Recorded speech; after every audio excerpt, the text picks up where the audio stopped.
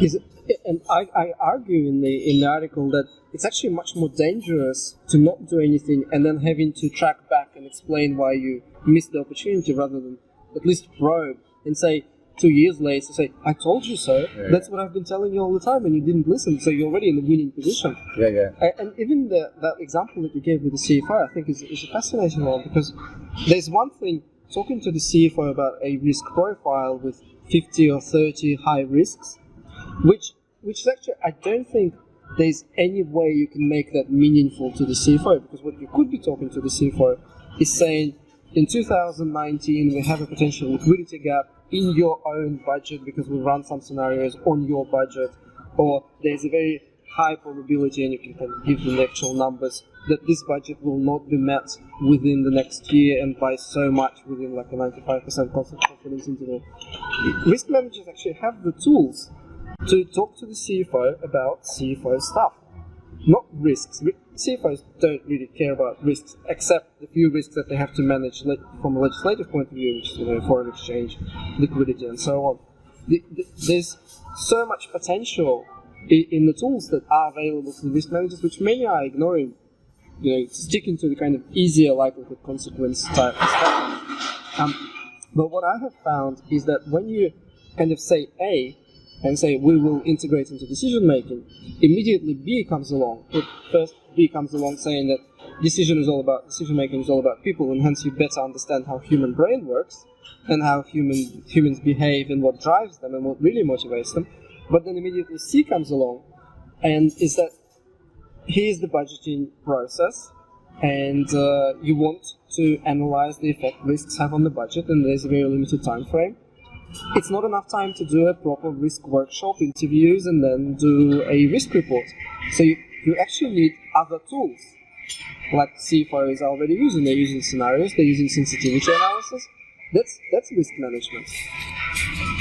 Half an hour before we met, I had a phone call with the CEO. Now, the risk manager had brought me in because the CEO had asked the question. We've done this financial modelling on this deal. What else should we be modelling? What else should we be measuring? And he put it to her, and she's been following my blog for a long time, and she got in touch, and there's something you can help with, absolutely. And just so we've gone down the path of, I took them back a little bit and said, well, let's introduce the board and the senior management to what this could be at a senior level. And now we're going down that path of measurement. And interestingly, just at the same time, he's then asked the question, I'm looking at my KPIs for my strategic plan. I'm not so happy with them anymore. And I said, interestingly, Mr. CEO, I've just teamed up with a colleague of mine who's an adjunct lecturer at Applied Statistics at Sydney University. He's a data guy, Dr. Andrew Pratley. And his motto is, it's not about big data, it's about your data. And so I've teamed up with him, and what we're saying to organisations, we can help you measure what matters. Mm-hmm. An engagement survey is one thing. Yep. Financial analysis is one thing. But what is the true capability, capacity of your organisation? Because, you take an appetite statement, appetite for business. It's based on assumption of the capacity of the organisation to take it on. Yep. Take on risk. And of course, it's an assumption because no one knows for sure. But most organisations have very little true measurement. They find out down the track when the KPIs or the KRIs, if they got them, sending alarm signals. Yep. So measurement is certainly something that's got to come. And with the world of AI, machine learning, how can it not?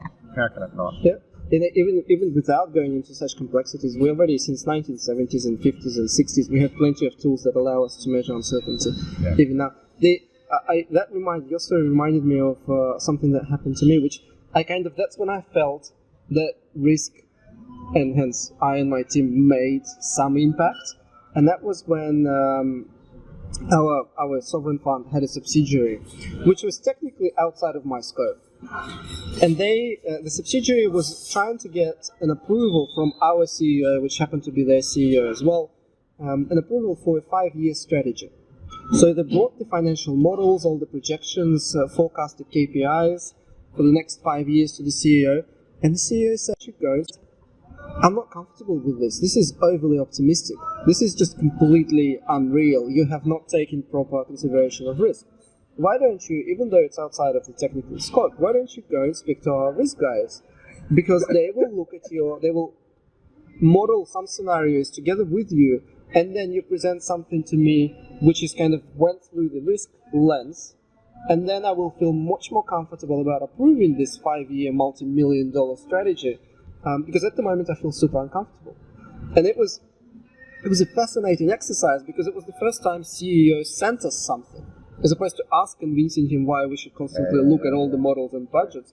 He sent us something to do, and so when we started, it was just completely fascinating. So one of the major business assumptions was there was expected return on a certain kind of investment asset, and we're asking the team, so what do you expect money you expect to make?